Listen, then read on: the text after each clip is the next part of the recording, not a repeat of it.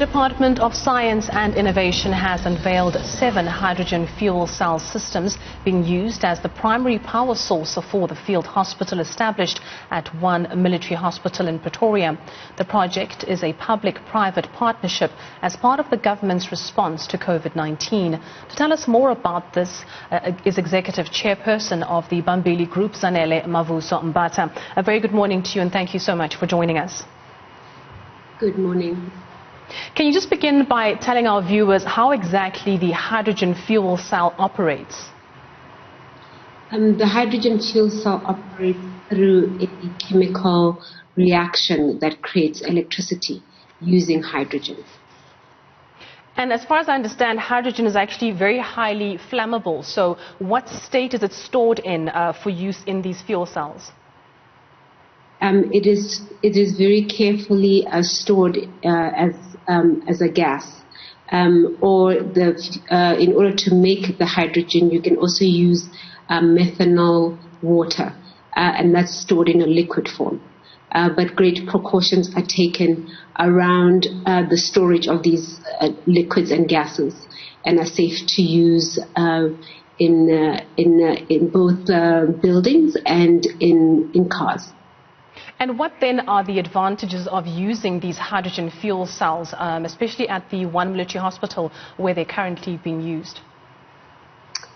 Hydrogen fuel cells are considered renewable energy, and are therefore much more environmentally friendly than fossil-based technologies such as, for example, diesel generators, which initially were powering up the field hospital, and they are very quiet. So in the field hospital we have a combination of wards and ICUs and intensive care units. Obviously the peace and quiet of the patients in the field hospital is paramount to their health and well-being, and fuel cells have a very, very low decibel sound.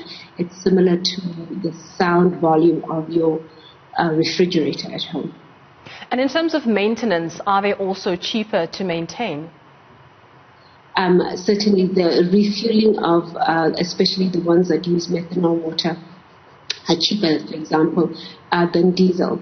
The hydrogen itself, though, at the moment, because of low demand, is a bit still on the pricey side, but as demand increases, that price we expect to decrease.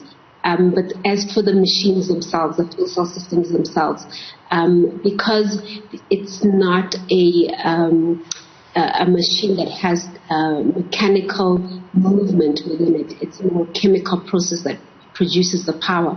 They're far cheaper to maintain in comparison to, for example, diesel generators.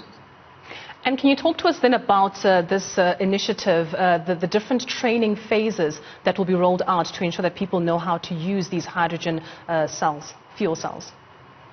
Yes, we're very proud of this initiative in terms of not only providing the fuel cell systems to power up the field hospital at one military hospital.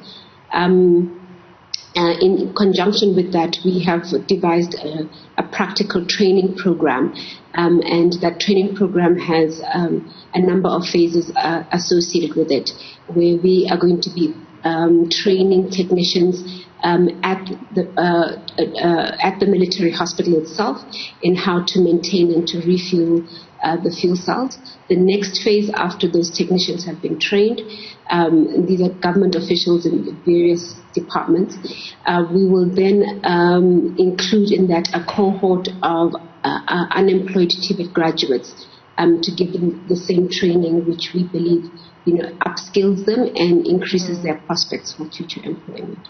And are the TVET college students who are going to be involved in this training excited about embarking on this new journey? We believe that they are. We are doing it in partnership with the sector involved in facilitating that on their behalf, and we look forward to welcoming them on board in the next coming months. And can you then confirm for us that these hydrogen fuel cells actually are already in use at the field hospital at One Mill? Yes, they have been in use of, actually for the past month already. We just finalized their installment and launched them on Wednesday, this past Wednesday. And so they are humming away and they're performing beautifully. Now, you mentioned the beauty of these fuel cells being a part of, being categorized as renewable energy sources. Do you think that even beyond the coronavirus pandemic, we'll see more hospitals actually adopting this as a form of energy or reliable source of energy? We believe so.